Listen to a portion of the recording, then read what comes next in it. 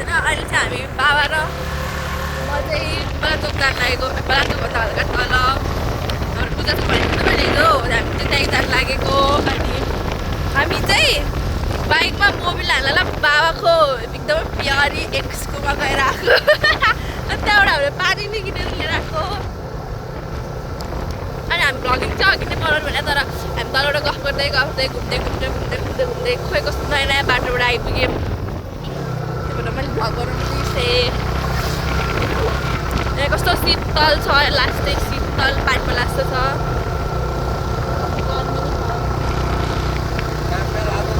भन्दा नि बढी शीतल 28 किलो जस्तै भइन्छ शीतल आनन्दको। तर पानी पऱ्यो भने चाहिँ मेरो लुगा खेमाबाट भन्नु पर्छ। एकदमै नयाँ छ। अनि आज चाहिँ नेवारहरूको खोइ के पूजा अरे बाबा?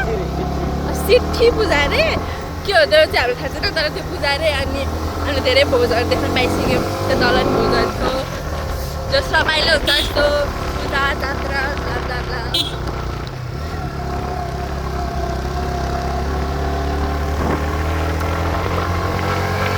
अनि बाबा र म चाहिँ बाइकमा अनि ठुलबाबा ठुलमम्मी अनि त्यसपछि म चाहिँ दिदा आएको रायन चाहिँ उकोमा के अरे प्रेम अङ्कलकोमा हुन्छ। अनि मन्छेलाई चाहिँ जाउँ भने मन्छे दिदीको चाहिँ भोलि प्रेजेन्टेसन छ अरे इङ्ग्लिसको। त्यही भएर नजाने रे हेमराज सरले गाली गर्छुन्छ भनेर मन्छे चाहिँ पढेर बस्छ। के गर्नु पुरा दासहरूको त्यस्तै हो। हामी छैन पढ्नु दास ध्यान चाहिँ एकदम रमाइलो गर्नुपर्छ।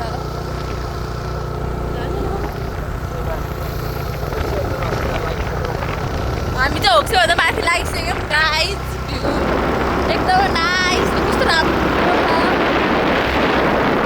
घाम छैन त्यस्तो यहाँ छ मलाई।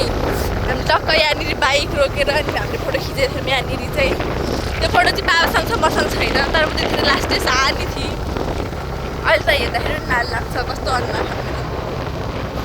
यहाँले चाहिँ धेरै देख्न पाइन्छ। यस्तो नेचर लभरहरूको लागि चाहिँ पाँचखाल चाहिँ एकदम बेस्ट छ। एकदमै हरियाली। अनि यहाँबाट चाहिँ मेरो त्यस्तो पाँचजानी मेरो मामा घरको मम्मीको बहिनीको घरमा आएको छु धेरैचोटि। त्यहीबाट कहाँ टन्नै छ यहाँबाट थाहा छ। थाहा छैन कहाँ जाने। यहाँबाट प्यारेक देखिँदो रहेछ गाइस। देखिन्छ तर अचल गाइस। हामी चाहिँ भर्खर हरिबुवालाई देख्यौँ तर हरिबुवाले हामीलाई देख्दैन। मान्छेहरू चाहिँ फर्किन थाल्छ। हामी चाहिँ भर्खर जाँदैछौँ। हामी घर रमाइलो गर्नुपर्छ। हामी घरबाट नि मासु खाएर आएको। त्यहाँ गएर नि मासु खाने बोकाएको होइन है। बोकाएको खाने घरबाट चाहिँ किन खाएर आएको भनेदेखि त्यहाँ चाहिँ बोका सानो छ परै हुन्छ भनेर। त्यही भएर बाबाले बिहान त यत्रो ठुलो रहेछ भन्नुहुन्छ त हामीले साँच्चीको ठुलो बोकेको रहेछ। लास्टमा त सानो भएर हामीले बाबाले कन्ट हान्छ रहेछ। हुन त अब लोभीहरू अनि अब के गर्नु हजुरबा हल्का थोडा थोडा लोभी होस् त त्यसैले सानो बोका खोजे भागमा थोरै पैसा बन्छ भनेर होइन। अब चाहिँ गएर मासु चिउरा खानुपर्छ।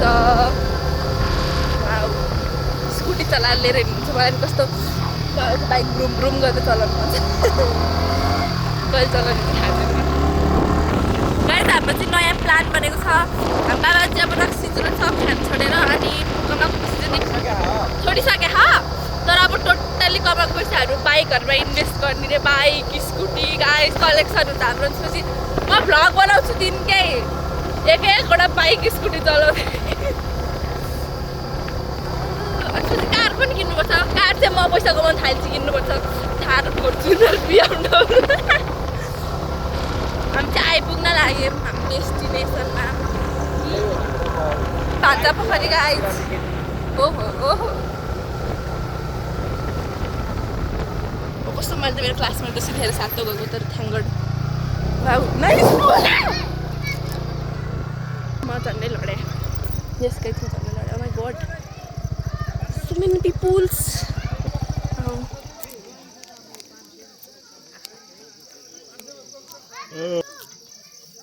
खै त ठुलो अब वाह कस्तो ह्यान्डसम देखेँ। खोइ आइसकेन होला।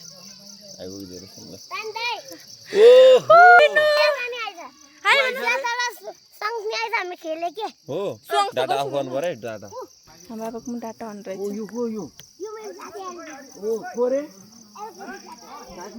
डाटा एक्सपायर भएछ अब खोल्नु हुन्छ म ब्लग बनाउँछु नाम के रे स्याथरीमाल स्याथली स्याथरीमाल सिद्धार्थ यो भतिज हो नि तेरो स्याथरीमाल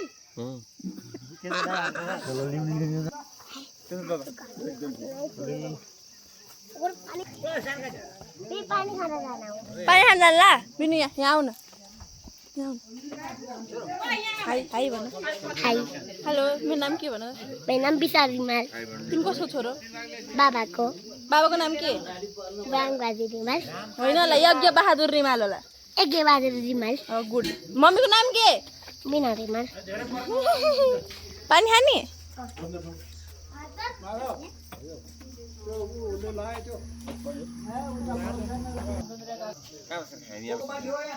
खाली रहेछ त्यहाँ हाम्रो गाई चाहिँ हाम्रो चाहिँ पोकाको बाँच्नु त्यो चिउरा